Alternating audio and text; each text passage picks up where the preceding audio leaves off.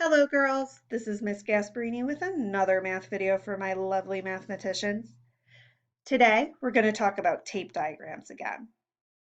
Tape diagrams are really useful when you're adding and subtracting because they let you see your parts and your whole. Today we're going to be using our tape diagram to find a missing part, and we're going to practice finding a missing part for both addition and subtraction. I liked practicing word problems yesterday, so I thought we would do it again today. I have our first problem right here. Here it is. There were 7 balls in the basket. Some more balls were on the floor. There were 11 balls altogether. How many balls were on the floor? Okay, so the first thing I need to do is underline the information I need to know and the information I want to know. So let's start with what I need to know. So I need to know anything that has to do with a number. So I see a number here, 7. There were 7 balls in the basket. I know some more balls were on the floor. I'm going to underline that balls were on the floor. There were 11 balls altogether.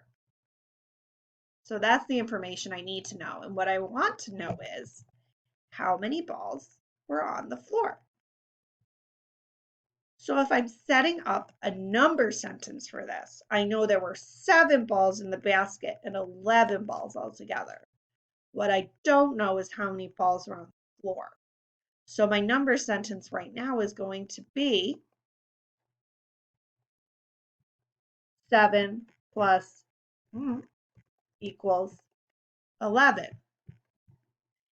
And the sentence I'm going to set up to respond to this, remember, it needs to sound like a question, is going to be, there were balls on the floor.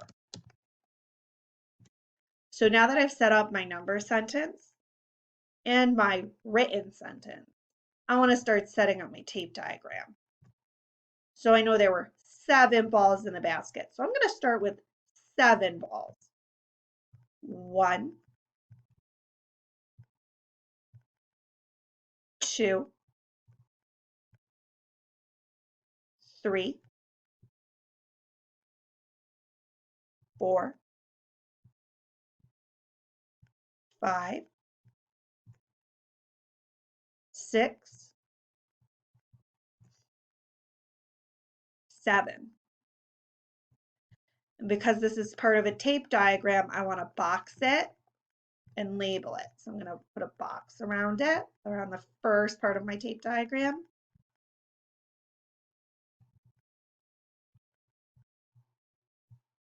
I'm going to label it.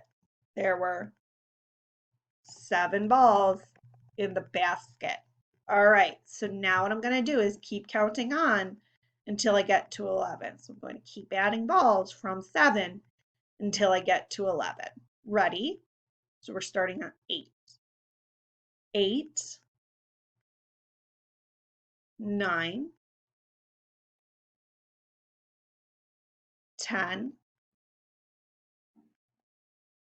11. So my first part is how many balls were in the basket. There were 7 balls in the basket. This part, and I haven't counted it yet, so I don't know how much it is. I'm just going to put a question mark, but this is how many balls were on the floor. I'm just going to write an F for floor. And I know that there were 11 balls altogether, so I'm going to make sure I put that up top, that there were 11 balls altogether. So I know there were 7 balls in the basket. I don't know how many balls there were on the floor. Should I count them to see how many balls there were on the floor? Okay, can you count for me and see how many balls were on the floor? Go ahead.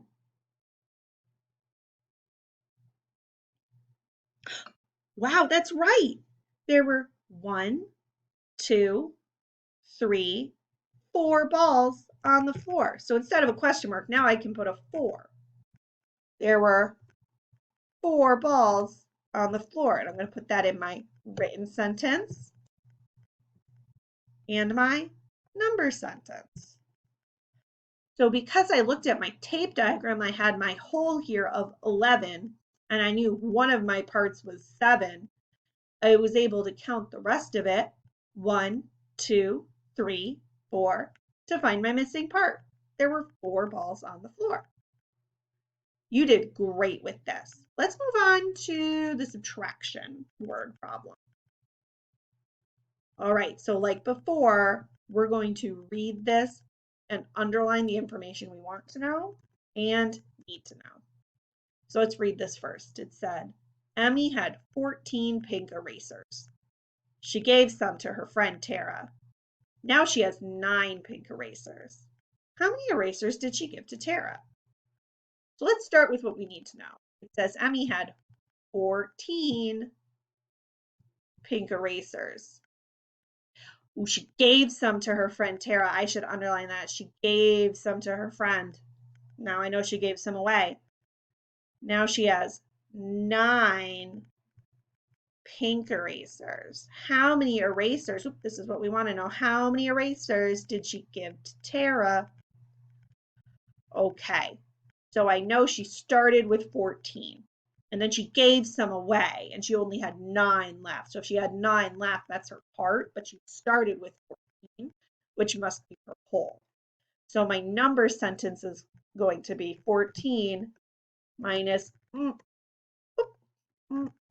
equals 9, because I know she gave some away, but I don't know how many she gave away yet.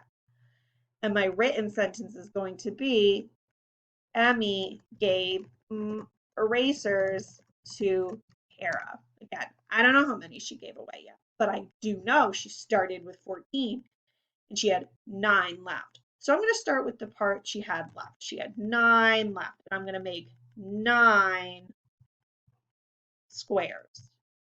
1, whoop, being a little silly. 2,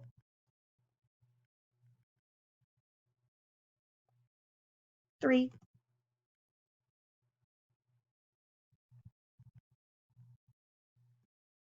4.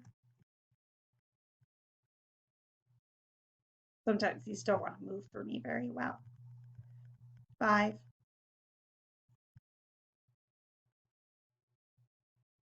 6,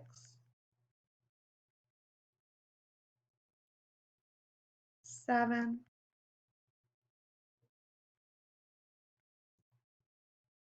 8,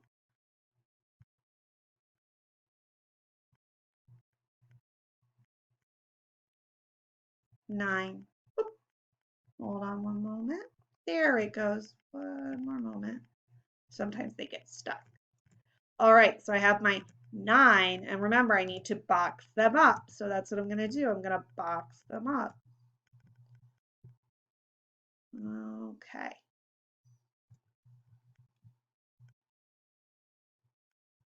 And I'm going to label them. I'm going to put down that I have 9 erasers left. Because that's how many she had left. She had 9 left. But I need to know how many she gave to Tara. So I'm going to finish getting to 14, which is my whole. All right, so I'm going to start at 9, and I'm going to go 10,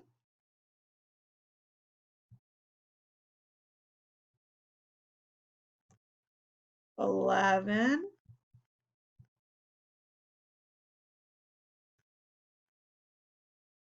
12, 13, 14. Okay, I'm going to box that up too. And my box is a little bit floppy. I know when you do this, you'll be much more organized. So I don't know how many she gave to Tara yet. So again, I'm just going to put a question mark and a T for Tara. But I do know I have 14 here now because that was my whole. So I'm going to label that I have 14 erasers as my whole.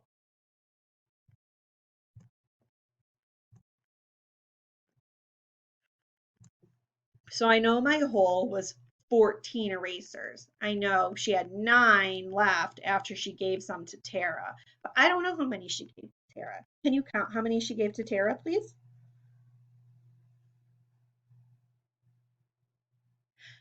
Yeah, that's right. She gave 5 to Tara. So I'm going to mark that down.